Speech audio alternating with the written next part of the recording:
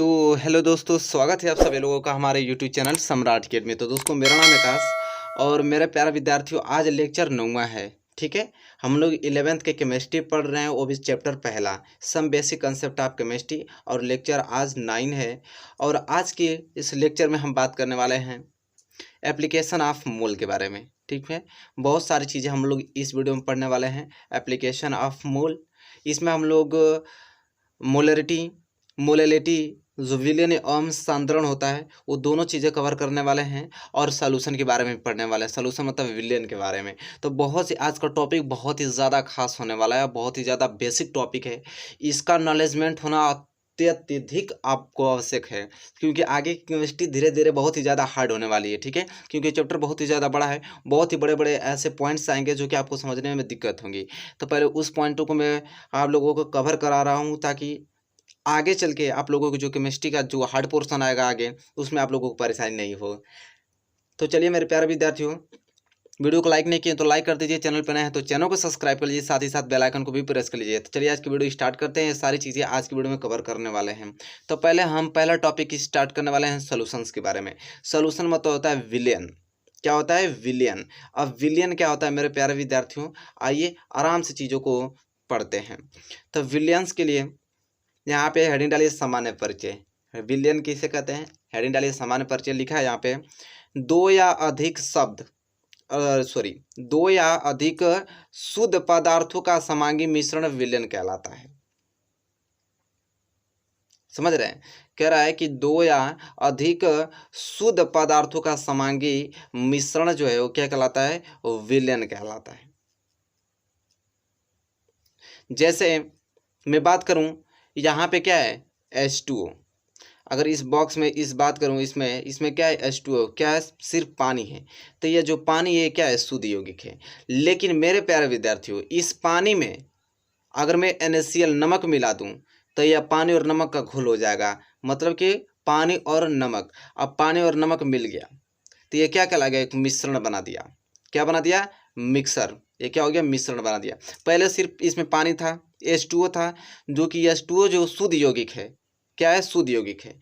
अब H2O में मैंने NaCl मिला दिया, नमक मिला दिया, तब ये दोनों तत्व मिल गए, मतलब मिक्सिंग हो गए। ठीक है, क्या हुआ? मिक्सिंग हो गया। ठीक है, अब देखिए मेरे प्यारे विद्यार्थियों, ध्यान समझिएगा। अब ये तो मिश्रण हुआ, लेकिन बात है किसकी? समांगी की। तो समांगी किसे कहते हैं? समांगी। ये तो मिश्रण आपको मालूम चल गया कि H2O था, उसमें NaCl मैंने मिला दिया तो दोनों आपस में मिक्सिंग हो गया। लेकिन समांगी किसे कहते हैं? तो मेरे प्यारे विद्यार्थियों, किसी मिश्रण का हर एक बूंद एक जैसा संगठन में हो, एक जैसे परसेंटेज के पदार्थ में हो, उसे समांगी कहते हैं। मतलब कि किसी मिश्रण का हर एक बूंद एक जैसा हो। जैसे मैं H2O में NaCl मिला दिया, घोल बना दिया नमक और पानी का, तो उसका जितने बार में एक एक बूंद एक ही स्वाद जैसा होगा। एक बूंद पीऊँगा तो वैसा ही स्वाद आएगा, 2 बूंद पीऊँगा तो वैसे ही स्वाद आएगा। तो वैसे चीज़ आपका कहलाता है समांगी। और यह मिक्सिंग हो रहा था मिश्रण, मतलब उसी को कहते हैं समांगी मिश्रण कहते हैं। मतलब दो या अधिक शुद्ध पदार्थों का समांगी मिश्रण क्या कहलाता है? विलयन कहलाता है। तो मेरे प्यारे विद्यार्थियों, यहाँ तक आपको क्लियर हो गया होगा। तो मेरे प्यारे विद्यार्थियों, आपको समझ में आ गया मिश्रण किसे कहते हैं? समांगी मिश्रण। बिल्कुल समझ में आ गया। चलिए, तो देखिए जो मिक्सर होता है, मिश्रण, वो मिश्रण दो प्रकार के होता है। एक तो होमोजेनियस मिश्रण और दूसरा हेटेरोजेनियस मिक्सर होता है। और होमोजेनियस मिक्सर मतलब होता है समांगी मिश्रण, और हेटेरोजेनियस मिक्सर मतलब होता है विषमांगी मिश्रण। देखिए, विषमांगी मिश्रण को केवल मिक्सर कहते हैं। केवल मिक्सर का मतलब समझ रहे हैं कि अगर दो एलिमेंट्स या दो यौगिक अगर मिला दिया जाए तो वो आप क्या करें? सिर्फ मिक्सिंग कर दे, अब वो दोनों मिल जाए। ठीक है, उसको हम बोलते हैं क्या? विषमांगी मिश्रण। लेकिन दो यौगिक, दो कंपाउंड अगर मिल जा रहा है, मिलने के बाद उसका हर एक बूंद एक जैसा संगठन में हो, एक रेशियो में हो, एक परसेंटेज में हो, तो उसे हम कहते हैं समांगी मिश्रण। तो मेरे प्यारे विद्यार्थियों, यहाँ तक आपको क्लियर हो गया होगा, कोई दिक्कत नहीं होगी। ठीक है, चलिए, तो यहाँ मैं समांगी की परिभाषा भी लिखा हूँ, आप यहाँ पे नोट कर सकते हैं। समांगी किसे कहते हैं? तो किसी मिश्रण का हर एक बूंद एक जैसा संगठन में हो, एक जैसे परसेंटेज के पदार्थ हैं, उसे हम समांगी कहते हैं। ठीक है, क्लियर हो जाना चाहिए। ठीक है, यहाँ समांगी को मैं लिख भी दिया हूँ। असली मज़ा जब आएगा जब हम लोग क्वेश्चंस करेंगे तो। ठीक है, फिलहाल ये बेसिक के कंसेप्ट है, इसको जानना बहुत ही अति आवश्यक है आप लोगों के लिए। इसके बाद आइए परिभाषा देख लेते हैं, इसकी डिफिनेशन और है, इसको किस प्रकार और डिफाइन कर पाएंगे आप। यहाँ पर लिखा हुआ है कि विलयन दो या दो से अधिक शुद्ध या आपस में क्रिया न करने वाले पदार्थों का समांगी मिश्रण होता है, जिसका संगठन कुछ सीमाओं तक परिवर्तित किया जा सकता है। कह रहा है कि विलयन दो या दो से अधिक शुद्ध या आपस में क्रिया न करने वाले पदार्थ का समांगी मिश्रण होता है, ठीक है, जिसका संगठन हम कुछ सीमाओं तक परिवर्तित किया जा सकता है। जैसे मैं कुछ यहाँ पे एग्जांपल में लिखा हूँ, ये सब आप लोगों के समांगी मिश्रण है। जैसे H2O के साथ मैंने NaCl मिला दिया, पानी और सोडियम क्लोराइड बना लिया यहाँ पे। इसी प्रकार पानी के साथ मैंने इथाइल अल्कोहल यहाँ पे मिला दिया, ये सब आपके समांगी मिश्रण है। पानी के साथ मैंने यहाँ पे मिथाइल अल्कोहल मिला दिया, यहाँ पे मैंने सिरका के साथ पानी मिला दिया, यहाँ मैंने ग्लूकोज के साथ पानी मिला दिया। तो यह सब जो आपको हैं, ये आपके द्रव अवस्था के विलयन है। ये चित्र भी आपको दिखाई दे रहे हैं, सब क्या है, द्रव अवस्था के विलयन है। ये सब समांगी मिश्रण है आपके, पानी के साथ सोडियम क्लोराइड, पानी के साथ इथाइल अल्कोहल, पानी के साथ मिथाइल अल्कोहल, सिरका के साथ पानी, ग्लूकोज के साथ पानी, ठीक है, सब क्या है आपके समांगी मिश्रण के कुछ मैंने उदाहरण दे चुका हूँ।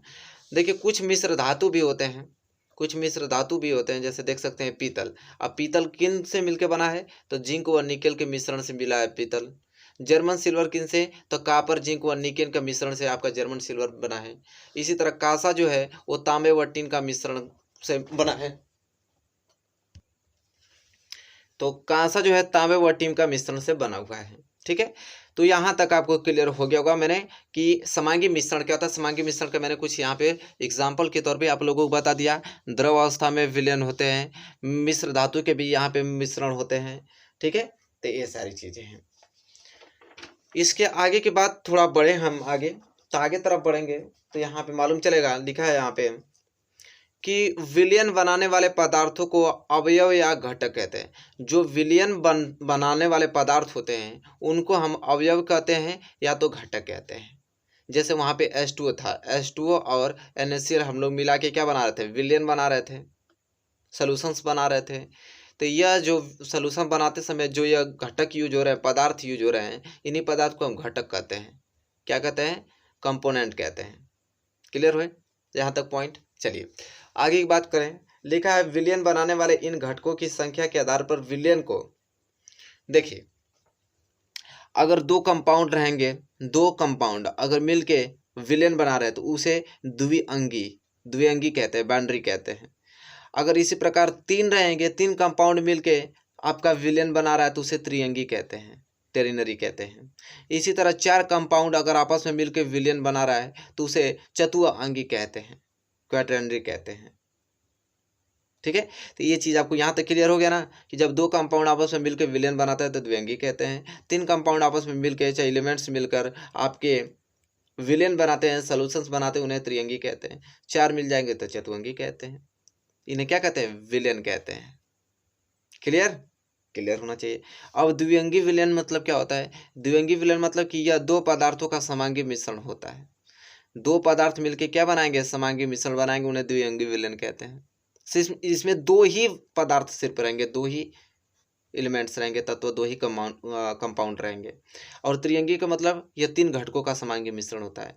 इसमें कितने कंपाउंड रहेंगे, तीन घटकों से मिलकर आपका क्या समांगी मिश्रण बनाएगा। तो यहाँ तक आपको क्लियर हो गया होगा मेरे प्यारे विद्यार्थियों, आई होप, ठीक है। यहाँ तक तो कोई दिक्कत नहीं होगा। ये सारी चीज़ें बस सिर्फ बेसिक है, इसको जानना जरूरी है। आगे क्वेश्चन तो आप करेंगे तब सारी चीज़ें का महत्व समझ में आएगा, लेकिन फिलहाल ये चीज़ बहुत ही ज़्यादा ज़रूरी है आप लोगों को जानना, ठीक है। इसी के साथ आगे आ जाता है टॉपिक आप लोगों का विलायक और विलेय, ठीक है। इसके बाद टॉपिक आता है विलायक और विलेय। विलायक को सॉल्वेंट कहते हैं एंड विलेय को सैल्यूट कहते हैं, ठीक है। अब देखिए ध्यान से, सारी चीज़ें लिख के लेकर आए हुए, 1% आपको दिक्कत होने नहीं दूंगा मेरे प्यारे विद्यार्थियों। देखिए लिखा है पहला पॉइंट यहाँ पे कि विलयन को बनाने वाले पदार्थ विलयन के घटक कहलाते हैं। तो ये तो जस्ट अभी हम लोग पढ़े हैं कि विलयन को बनाने वाले जो पदार्थ होते हैं वो विलयन के क्या कहलाते हैं, घटक कहलाते हैं। अब बात आती है विलायक। विलायक को कैपिटल ए से दर्शाते हैं, ठीक है। किससे दर्शाते हैं, तो कैपिटल ए से दर्शाते हैं मेरे प्यारे विद्यार्थियों। अब देखिए विलायक किसे कहते हैं। तो देखिए एक प्रकार से अगर मैं न पढ़ूँ, आम तौर पे बात करूँ कि विलाय किसे कहते हैं, तो आप क्या कहेंगे कि जैसे H2O था, आगे से जल भरा हुआ था, इसमें हम NaCl मिला रहे थे, तो जो आगे से भरा रहता है उसे हम विलाय कहते हैं, और जो मिलाते हैं उसे हम विलेय कहते हैं। या तो परिभाषा के तौर पे आप ये कह सकते हैं उसको और अच्छे से डिफाइन करने के लिए कि विलयन के वे घटक जिसकी मात्रा अधिक होती है विलायक कहलाता है। अगर दो कंपाउंड है, मिश्रण है और कोई मिक्सर है, अगर उस मिक्सर में जिस एलिमेंट के, जिस यौगिक की मात्रा सबसे अधिक होगी उसी को हम कहेंगे क्या, विलायक कहेंगे। क्लियर। और विलेय किसे कहते हैं कि विलयन के वे घटक जिसकी मात्रा कम होती है, उस मिक्सर में जिस कंपाउंड के मात्रा सबसे कम होगी वो आपका विलेय कहलाएगा, और जिसकी मात्रा सबसे अधिक होगी वो विलायक कहलाएगा। विलेय को कैपिटल बी से डिनोट करते हैं और विलायक को कैपिटल ए से डिनोट करते हैं। ठीक है, एक क्लियर हो जाना चाहिए मेरे प्यारे विद्यार्थियों। जैसे यहाँ की बात करें, शरबत, एग्जाम्पल में लिया हूँ शरबत, इधर चाशनी है। शरबत का क्या होता है, H2O के साथ, पानी के साथ, यहाँ पे C12O 22O12 यहाँ और O16 मिला दिया हमने। यहाँ पे एक चीज़ देखिए ध्यान से, तब समझ में आएगा आप लोगों को। पानी है, पानी के साथ में क्या मिला रहा हूँ, शुगर। ये चीनी का फार्मूला होता है जैसा कि आप लोग भी जानते हैं। पानी के साथ में क्या मिला रहा हूँ, शुगर। पानी के साथ क्या मिला रहा हूँ, शुगर। लेकिन मेरे प्यारे विद्यार्थियों, शरबत में क्या होता है कि शरबत में पानी जो है उसकी मात्रा अधिक होती है, तो पानी की मात्रा अधिक हो गया तो पानी आपका क्या कहलाएगा, विलायक। शरबत में पानी की मात्रा अधिक होती है तो क्या कहलाएगा, विलायक। और शरबत में चीनी की मात्रा कम होती है तो क्या कहलाएगा, विलेय। तो यहाँ पे विलायक क्या है, बड़ा हो गया विलेय से। लेकिन सेम मात्रा वही चीज पानी की और शुगर मिलके आपका चाशनी बनता है, लेकिन चाशनी में क्या होता है कि शुगर ज़्यादा होता है और पानी कम होता है चाशनी में। तो यही H2O, यही पानी यहाँ पे मात्रा कम हो गया तो आपका विलेय कहलाने लगा, विलेय।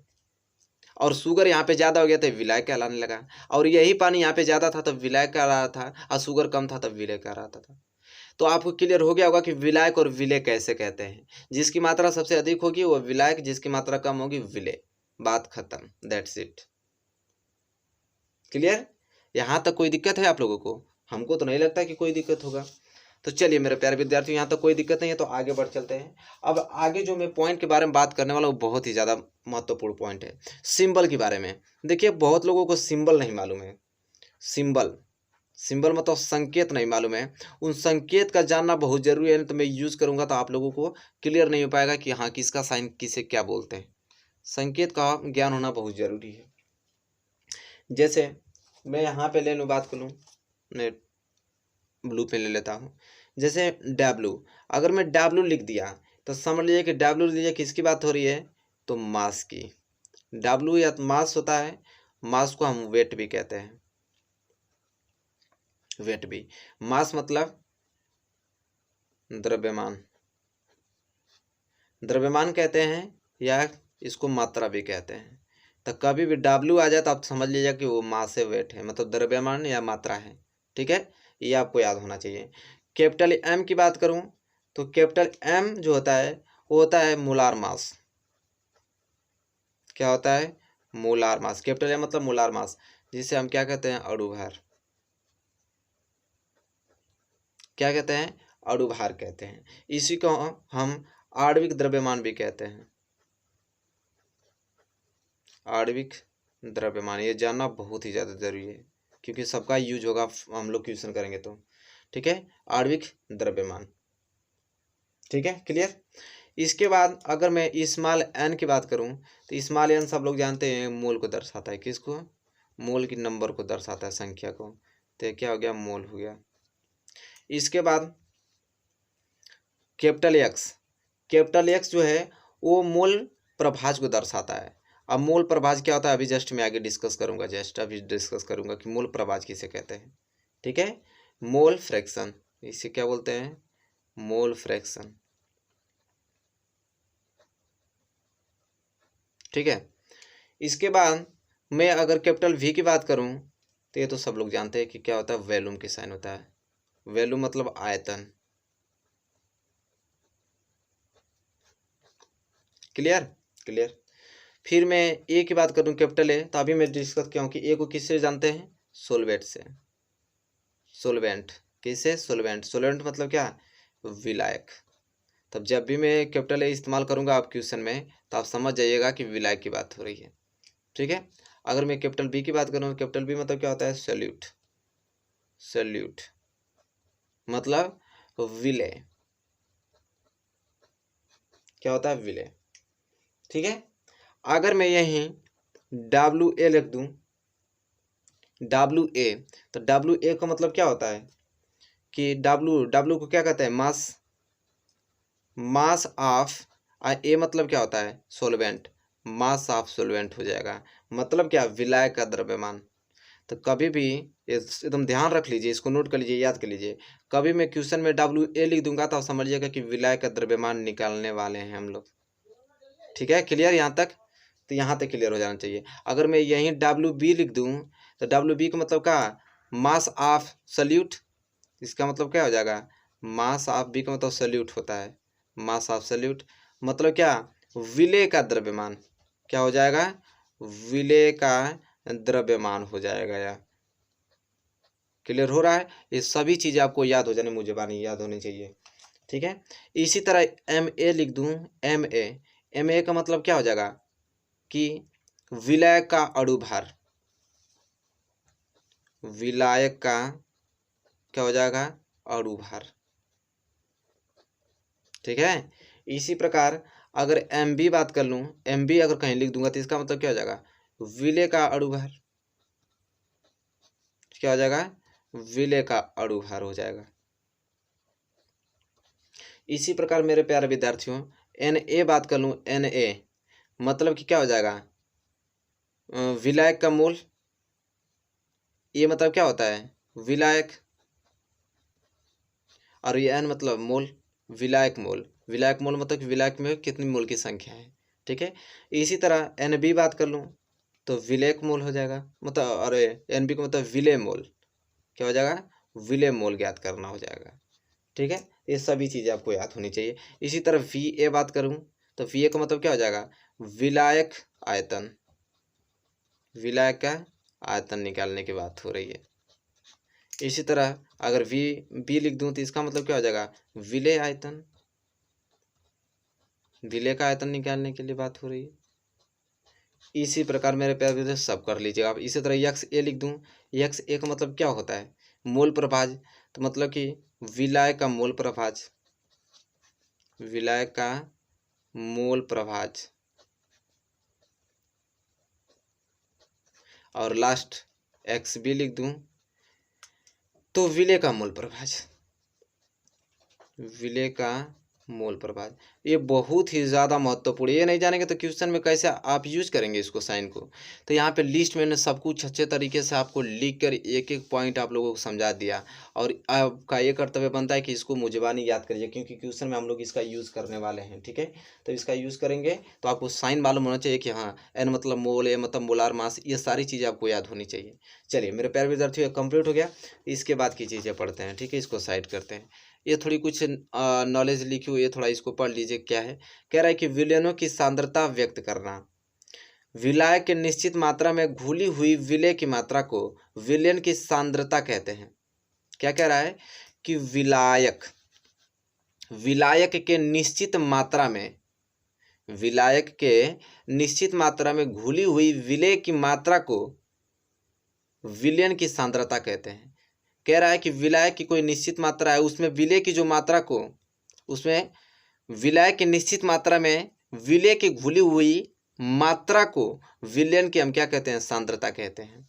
किसी विलयन के संगठन को उसकी सांद्रता से व्यक्त किया जाता है। किसी भी विलयन के संगठन को अगर हमें संगठन की उसकी सांद्रता से व्यक्त किया जाता है, किसी भी विलयन के अगर संगठन की मैं बात करूं तो उसकी सांद्रता से उसको क्या किया जाता है, व्यक्त किया जाता है। किसी विलयन की सांद्रता को मात्रात्मक रूप से व्यक्त किया जाता है। किसके रूप से? मात्रात्मक रूप से व्यक्त किया जाता है। विलयन की सांद्रता का मात्रात्मक वर्णन कई प्रकार से किया जा सकता है। ठीक है, कई प्रकार से किया जा सकता है। तो ये तो कुछ नॉलेजमेंट, इसको पढ़िए अभी जस्ट, तब अभी मैं इसको समझा देता हूँ कि सांद्रता क्या होता है। अभी मैं जस्ट अगले पेज पे बताऊंगा सांद्रता कैसे निकाली जाती है। फिलहाल इसको नोट्स आपको तैयार करना है अच्छे तरीके से, तो इसको आप लिख के एक दो बार पढ़ लीजिएगा। ठीक है, चलिए देखिए मेरे प्यारे विद्यार्थियों, जो अभी हम लोग पढ़े हैं वो कहना क्या चाह रहा है उसको ध्यान से समझिए आप लोग। ठीक है, अगर मेरे प्यारे विद्यार्थियों ए में लिख दूँ तो ए का मतलब क्या होता है आपका? विलायक। ए मतलब क्या होता है? विलायक। अगर बी लिख दूं तो बी का मतलब क्या होता है? विलेय। ठीक है, अगर ए बी हो गया तो ए बी का मतलब क्या हो गया? विलेन हो गया। क्या हो गया? विलेन। ये दोनों मिक्स होके विलेन का निर्माण कर दिए हैं सब। ठीक है, तो यहाँ तक क्लियर है। अब देखिए मेरे प्यारे विद्यार्थियों, कहना क्या चाहता है। ठीक है, तो कहना ये चाह रहा है मेरे प्यारे विद्यार्थियों ये चीजें कि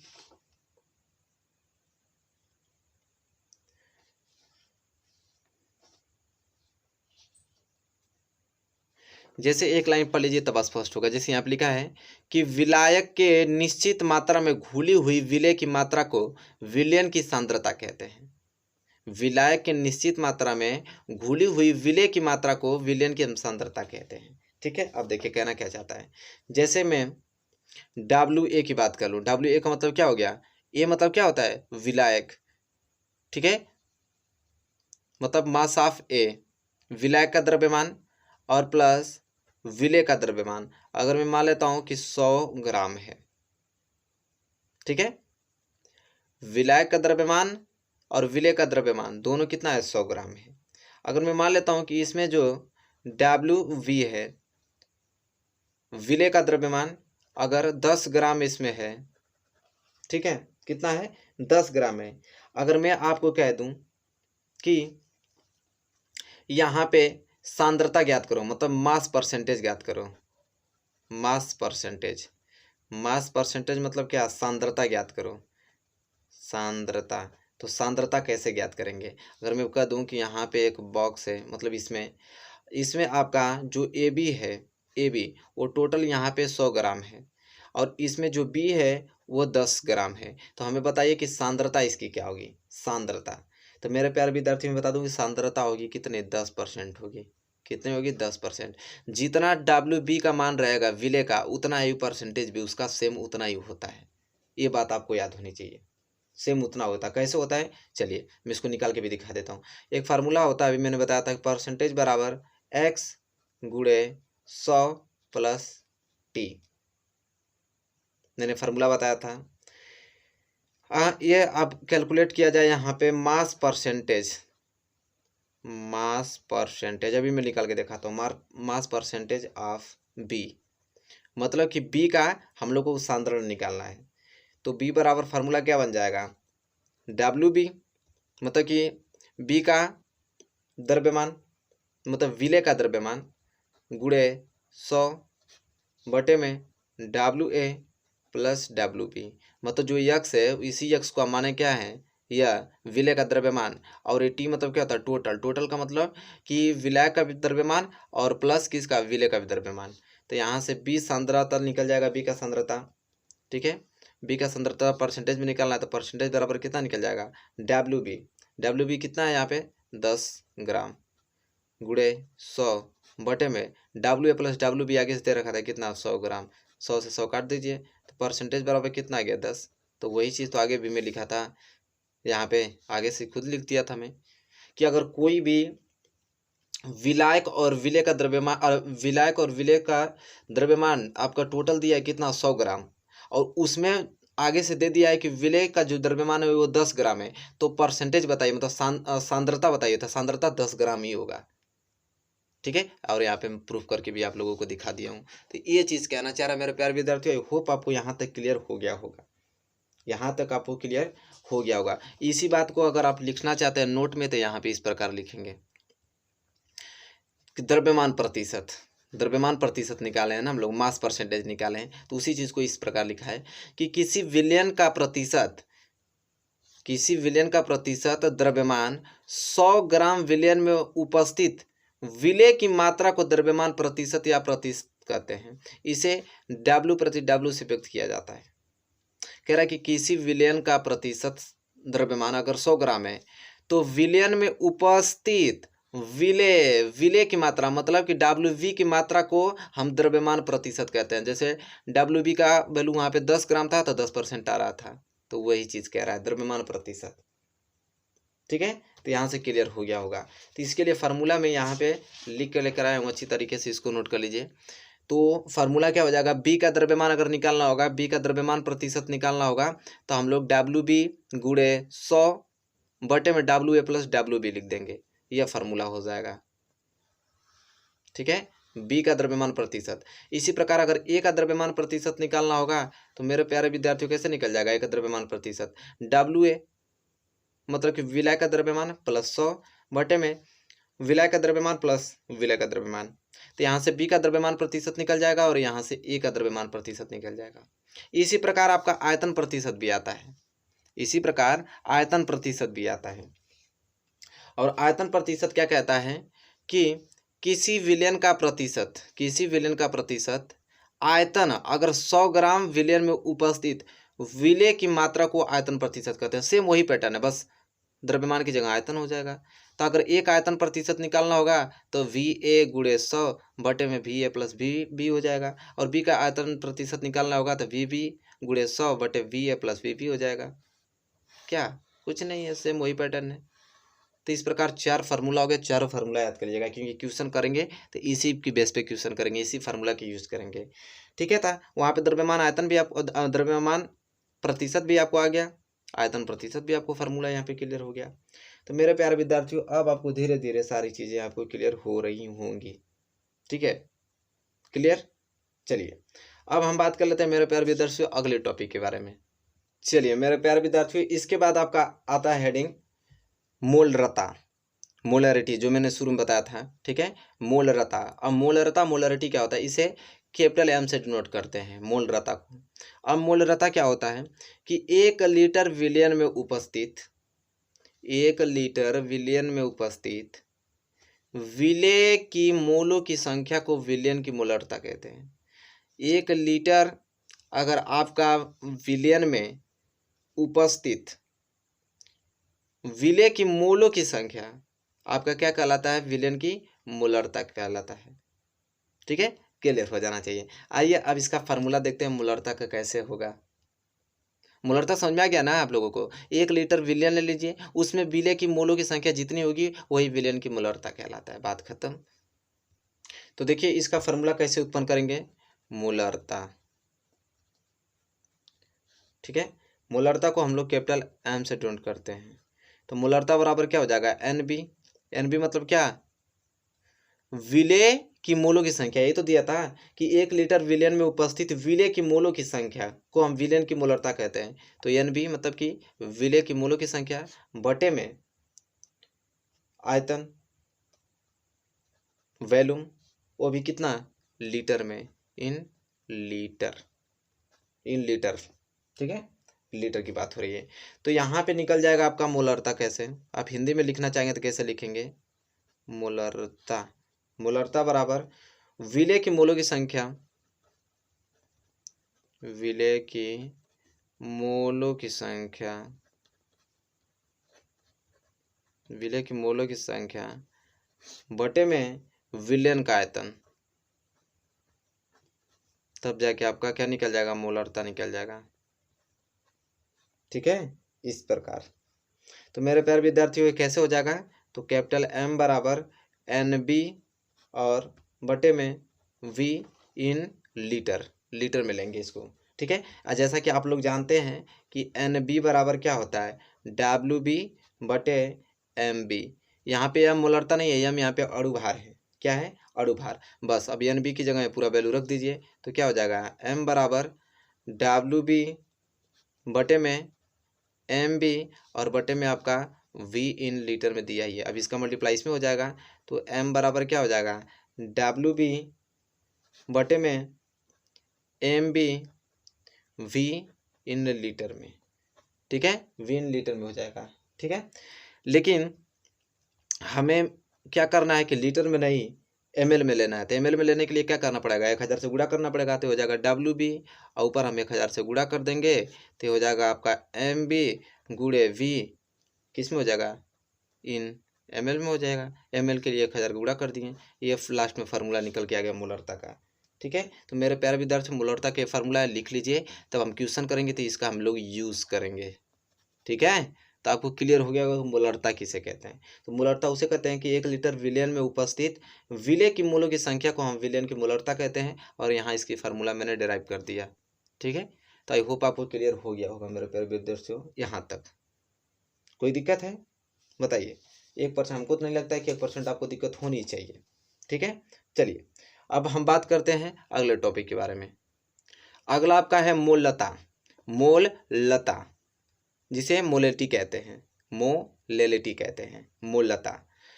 इसे हम लोग स्मॉल एम से डिनोट करते हैं। मोललता को हम लोग कैपिटल एम से डिनोट करते थे, इसको स्मॉल एम से। कह रहा है कि 1 किलोग्राम विलायक में 1 किलोग्राम विलायक में उपस्थित विलय की मोलों की संख्या को विलयन की मोलरता कहते हैं। कह रहा है कि 1 किलोग्राम विलायक है, उसमें उपस्थित विलय की मोलों की संख्या को हम विलयन की मोलरता कहते हैं। क्लियर क्लियर, चलिए इसकी भी हम लोग फार्मूला ड्राइव करते हैं। तो सिंपल इसका क्या हो जाएगा, स्मॉल एम बराबर विलय, स्मॉल एम बराबर क्या हो जाएगा, विलय की मोलों की संख्या, विलय की मोलों की संख्या। अब विलय की मोलों की संख्या मतलब क्या है, NB बटे में विलायक का द्रव्यमान, बटे में विलायक का द्रव्यमान। विलायक का द्रव्यमान मतलब क्या, WA, वो भी इन kg में, क्योंकि 1 किलोग्राम दिया था। ठीक है, अब मेरे प्यारे विद्यार्थियों क्या हो जाएगा यहाँ पे, स्मॉल m बराबर NB और बटे में WA, वो भी इन kg में। ठीक है, तो यहाँ पे क्या हो जाएगा, m बराबर kg दिया है ना यहाँ पे, तो kg को हम ग्राम में चेंज कर देंगे तो हो जाएगा NB गुणे 1000 बटे में क्या हो जाएगा आपका MB, क्या हो जाएगा MB और बटे में WA इन ग्राम। ठीक है, आप कहेंगे कि ये कैसे लिख दिए हैं। ठीक है, ये चीज़ें तो मैंने आप लोगों को बताया था, MB जो वहाँ पे फार्मूला हमने ड्राइव किया था। ठीक है, तो लास्ट में आपको यही मिलने वाला है, तो इसलिए मैं डायरेक्ट इसको लिख दिया हूँ। तो ये फार्मूला बन गया, आप इस फार्मूले पे ध्यान दीजिए। इस फार्मूला को आपको याद होना चाहिए कि मोललता बराबर है विलय की मोलों की संख्या गुणे 1000 बटे में MB। ठीक है, M मतलब अणुभार किसका, विलय का, गुणे विलायक का द्रव्यमान, वो भी ग्राम में। ठीक है, यहाँ से मोललता निकल जाएगा आपका। तो यहाँ तक क्लियर हो गया मेरे प्यारे विद्यार्थियों, बताइए कोई दिक्कत है। हमको तो नहीं लगता है कि कोई दिक्कत होनी चाहिए, यहाँ तक 1% दिक्कत नहीं होनी चाहिए। चलिए अब आगे के टॉपिक पढ़ते हैं हम लोग। तो आगे की टॉपिक है इसमें मेरे प्यारे विद्यार्थियों दिया यहाँ पे मोल प्रभाज। क्या दिया है, मोल प्रभाज। अब मोल प्रभाज क्या होता है, जिसको हम लोग कैपिटल X से डिनोट करते हैं मोल प्रभाज को। कह रहा है कि विलयन में किसी घटक का मोल, विलयन में किसी घटक का मोल प्रभाज उसके मोलों की संख्या तथा कुल मोलों की संख्या का अनुपात होता है। विलयन में किसी घटक का मोल प्रभाज उसके मोलों की संख्या तथा कुल मोलों की संख्या का अनुपात होता है। ठीक है, जैसे यहाँ पे आप देख पाएंगे, तो आप ऐसे कह सकते हैं कि XAB मतलब पूरा उनके विलयन की मोलों की संख्या XA + XB बराबर 1 होता है। ठीक है, तो ये फार्मूला आगे इसमें यहाँ पे लिख चुका हूँ कि आपको कोई दिक्कत ना हो। यहाँ आपका मोल प्रभाज विलायक का हो जाएगा Na बटे Na + NB। यहाँ से formula AB, formula AB, formula एक फार्मूला यहाँ ड्राइव किया हूँ, यहाँ किया हूँ, यहाँ किया हूँ, तो डायरेक्ट मैं फार्मूला लिख दिया हूँ अच्छे तरीके से। आपको कुछ नहीं करना, इस बस फार्मूला को लिख कर याद कर लेना है। जस्ट इसके क्लास नेक्स्ट क्लास जो हम लेंगे उसमें जो क्वेश्चन कराऊंगा तो डायरेक्ट इसी पे क्वेश्चन आपको बनने वाले हैं।